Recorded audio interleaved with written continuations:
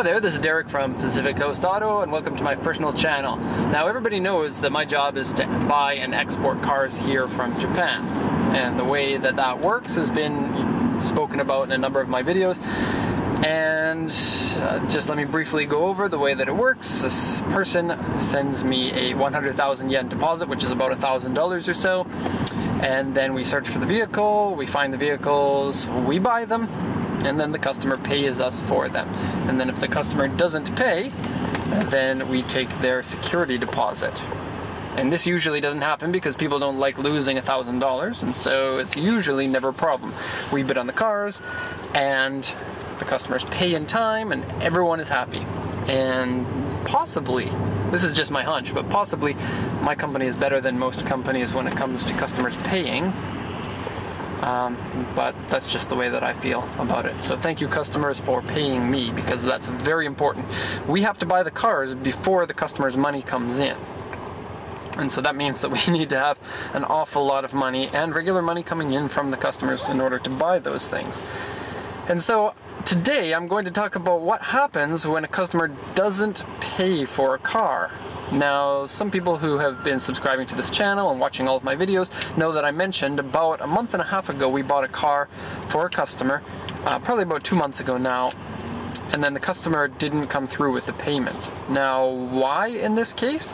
Well, the country that he was shipping to is a smaller country, and quite often the smaller countries will sometimes make very quick decisions that affect people and don't care about the population in that country. And so what happened is the rules changed in this country, and the person was no longer allowed to import this car. No warning to anybody. And so it's kind of sad, because this is a country that regularly receives cars from Japan, and this customer was buying on behalf of somebody else. And that's a tricky situation. If you're going to start up like a company buying on the behalf of other people, please get a deposit from those people, because if they pull out of the sale for any reason, that can leave you in a lot of trouble. Okay, so we bought this Impreza, and now the whole thing is all said and done. We have completed it by selling the car on to someone else, but let's talk about the story of this. So this Impreza was 500,000 yen, or roughly $5,000, about that. When we buy the cars, there are other fees that we have to pay for, the auction costs, markup from the company we pay to do our bidding for us, transportation to us, recycle ticket, and shaken. The shaken, oh, I'm stopped in the middle of intersection, not paying attention. The shaken is the registration for the car, so every month you have to pay a little bit for that. And then all those fees included, the 500,000 turned into 600,000 yen. That's how much we paid for the car. And I got the car and put it into the port. And then the port allows you to keep the cars there for free for up to 30 days, providing that you ship the car out.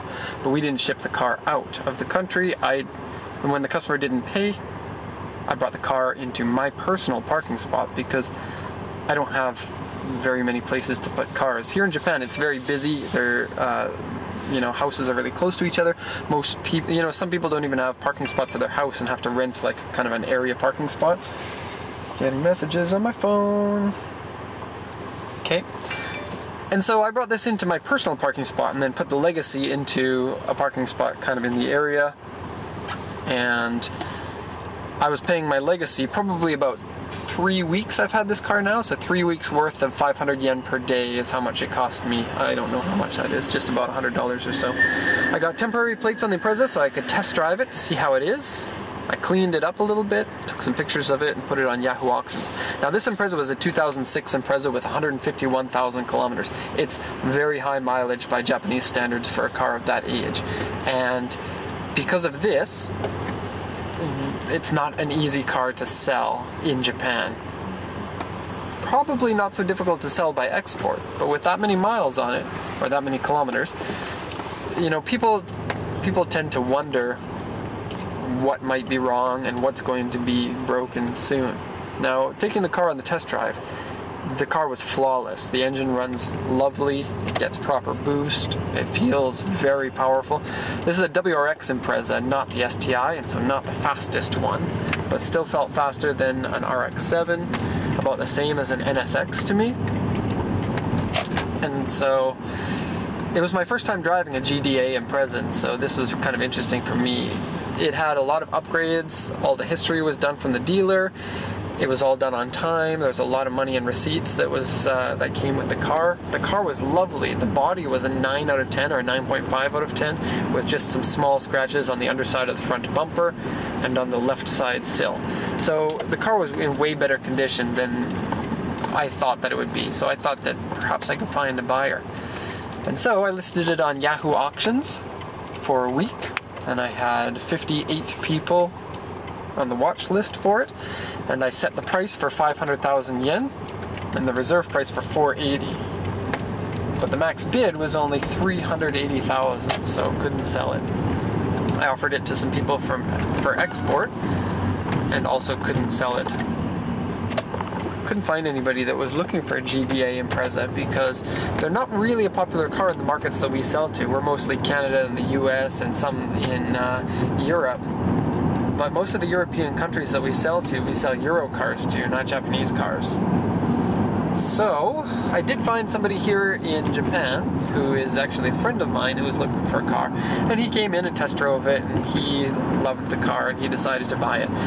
I sold it to him for 450,000 yen.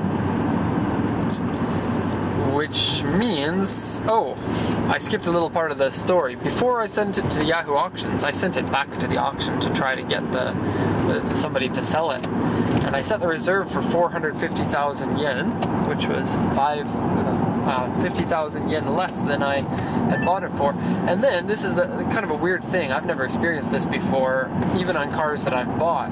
But the auction inspected the car, and on the diagram they wrote an A3 scratch on the entire side of one of the sides, and an A3 is a large scratch, and they draw a line for how big it is, and would have been like 120 centimeter A3 scratch, which is a deal breaker for most people. But the car didn't actually have this scratch on it, and so I was like, oh no, the transport company must have damaged the car. And that's really baffling because transport companies never damage cars. It's like 1 in 100 or less in my experience here in Japan. And when they do damage them, they're usually bumpers that are too low. And still, you know, that hasn't really been a problem for us. And so I contacted the auction and said, what can you do? There's damage on this car that wasn't there. And they're like, yeah, well, I'm sorry, we don't know what we can do about that. Whatever.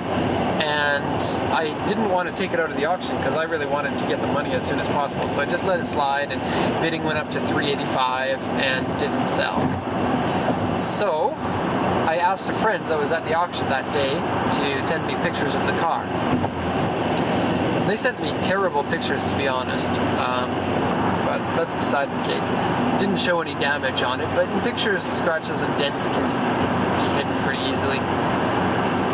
And so I sent it to auction again the next week and lowered the reserve down to 400,000 yen, and it still didn't sell. The max bid was 365,000. And so I thought, this is ridiculous. I'm not going to get my money for it. I'm going to bring it back in and try selling it at Yahoo Auctions. And yeah, when I got the car, I took a look at the side that said that there was damage, and there was nothing there at all. It was nice, shiny, flat metal that looked perfect. So that's really frustrating that the auction put a mark on there that wasn't there on the car. And that's probably why we couldn't sell the car for that amount. I looked at the past sales history, and 450,000 should have easily sold that car had they not found damage that wasn't there. So I'm a little bit frustrated at that. Anyways, let's go back to where I was in the story. Sold it to the friend for 450, but as a personal sale, I'm selling without tax. And technically, because this is a company car, what I'll do is I'll set it so that the 8% tax is included in the 450,000 yen, so that everything is tidy on the accounting side. That means that I can't get that tax back. See, most people don't understand, but when we buy cars here in Japan, and I have mentioned this in one of the other videos, we pay for the tax on the car, which is 8%, which in this case was about $500 or so of tax. And then when we sell cars by export, we do the taxes and we calculate how much of our sales is export, and then that percentage of our costs that are taxable can be tax-free. So not only do we get the tax back on the cars that we buy and the parts that we buy that get exported, but also on anything else that is an expense in our company. So that means costs like rent, water, gas, electricity, gasoline for my car, transportation when I drive to and from the port. All of these taxes can be refunded as a percentage of the total amount of tax of the exported cars. So for example, if we export 100% of our tax, we get 100% back. But if we export 98% of our cars, then we only get 98% of that tax back. And because a certain amount of our tax is in fixed costs, that means that we actually, when I sell a car, this Impreza, and it was $500 in tax that we lost out on selling it here in Japan, we also lose out on a percentage of our fixed cost taxes. And I haven't calculated exactly how much that is, and it might be negligible, but still, it's, you know, our fixed costs might be about $25,000 a year or so, and there would be maybe 1% of that, of the 8% tax. I'm sorry, I'm terrible at explaining math. So we lost, let's see, here's the costs, and I'm going to see if I can do the math in my head, which normally I can't. Change lanes. So total cost of the car was $600,000. Sending it to the auction and sending it back was about 20,000 yen. The auction costs of sending it to the auction was about 20,000 yen to send it twice. So we're at 640,000 yen now. The cost of parking at the port and port exit fees were just over $100, so 650,000. And I guess small fees like temporary insurance and the parking of my other car was about 10,000 yen. So we're looking at about 660,000 yen that has been spent on this car that I'm not getting back. I'm selling it for 450, and so basically 210,000 yen is a loss on this car. And then the customer, because he didn't pay, the security deposit gets taken away. And so we don't lose 210,000, we lose 110,000 yen. And so I guess the amount that we lost on this is split pretty much 50-50 between the buyer and between our company. And I think that this is a good example. You know, we didn't do anything in the company that was risky.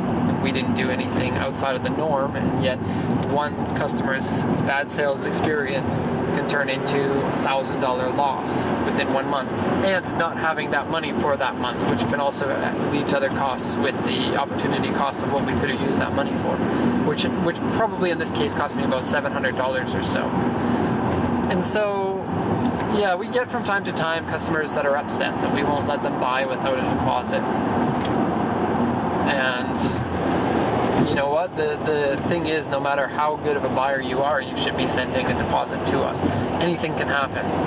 3 years ago, we had a dealer who had some financial problems and just outright didn't pay for 3 of his cars. And so he was somebody that was buying 10 vehicles a month. So, you know, the deposit is important. And so that's going to be the end of the story, I guess. Please send your deposits in. Please pay for your cars, because we don't like taking your security deposit, but we also don't like losing $2,000 on a sale of a car, plus all the time it takes to manage that, because we're a busy company. We don't want, you know, it's only me that's managing things like that, so it's not particularly easy. Okay, so that's the story of the Impreza. Now everybody can feel a little bit more informed, because I'm sure some people were interested in what exactly happens when somebody doesn't pay for a car. So that's what happens. So thanks for watching, and look forward to the next video. Talk to you later.